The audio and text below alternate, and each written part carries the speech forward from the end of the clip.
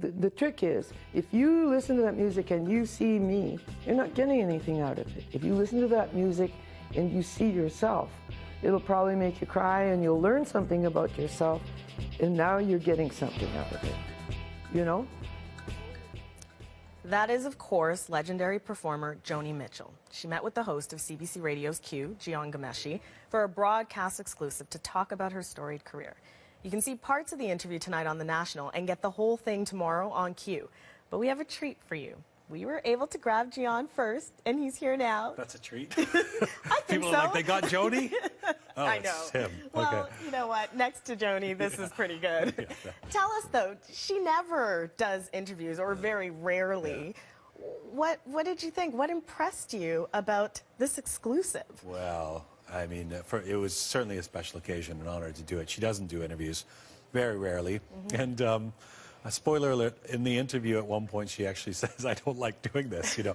She's, so it's a rare occasion to get to talk to Joni Mitchell, but even more so to do it on broadcast. You know, she's done some print interviews, but it's been a long time since she did a broadcast interview.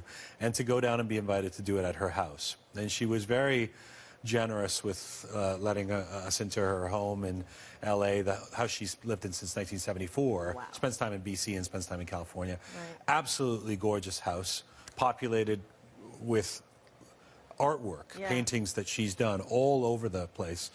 So it's like walking into a Joni museum. It's quite amazing. And then we had quite a wide-ranging conversation that lasted anywhere up to... Yeah, it was about 3 hours. Oh my goodness, how do you talk to Joni Most for of which 3 hours she when she smoked doesn't like to do through. it? Oh, she did, right? Yeah, she did, yeah. Okay. But how did you decide? Well, I mean, 3 hours, you can cover a lot of range there. Yeah. How did you keep her talking when you just said it? She didn't want to do it at one point, said it in the interview. You know, to be honest, we didn't intend to roll for 3 hours. And again, she was quite generous with her time. I mean, we thought maybe it'd be a 45-minute interview, which would have been a great get. Right. But it just kept going. And she's not shy about talking once she starts talking. In fact, I think Joni gained energy throughout the interview.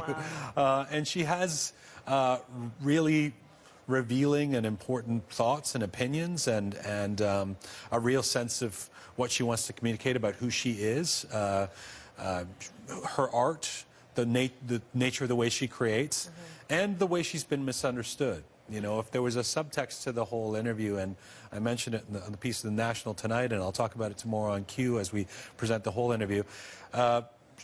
Joni, this is an artist, a profoundly individual artist, who people have been trying to put in a box for her whole career, trying to label her, and she really rejects any of those labels. And in fact, rightfully so, has been such a multifaceted kind of artist in terms of the genres she spans in music, moving from folk to pop to jazz to rock and back. The fact that she's a painter. In fact, she says in the interview at one point that she thinks of herself more as a painter than a musician or a songwriter as well. And she seemed highly critical of her amazing work. I heard a clip, and she was saying, I'm always thinking about what I could have done better in both paintings and music. What did she have to say about that, and what do you think about that, well, just personally? I think this is common with a lot of artists who, I get this often, who will say, and it'll be a surprise to us when we think of someone, when it's an icon. I mean, she's genuinely in that rarefied category that we can call an icon, a Canadian icon, and has written classics and been so profoundly influential as a musical force as well. So when someone like that says, I never listen to my stuff, I don't look back, if I go back to that, I think about how I don't like that bass line, or that lyric doesn't work for me, or I was playing too much the ingenue, or whatever it was, it does come as a surprise in the sense that you sort of think, really? You don't? But then she's a continuing artist who is always looking ahead to her, to who and what she's creating, and so it makes sense that she's not going to sit there and wallow in listening to her own music from the past. Not to mention the fact that there's an interesting divide. I think we talk about this in the interview at one point, between the fact that she doesn't listen to her music, but she does have her paintings up all over that. A lot of the paintings are inspired by Canada and Canadian landscapes.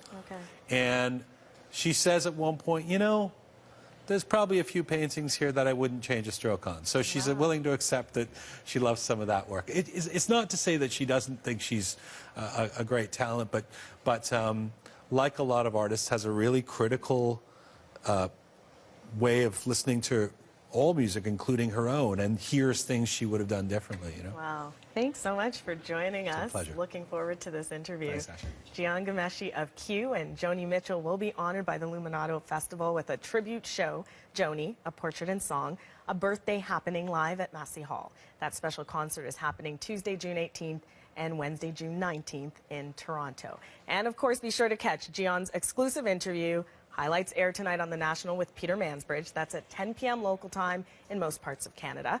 Plus, you can hear the full interview on CBC Radio's Q with Joni Mitchell. That airs Tuesday morning at 10 a.m. in most of the country.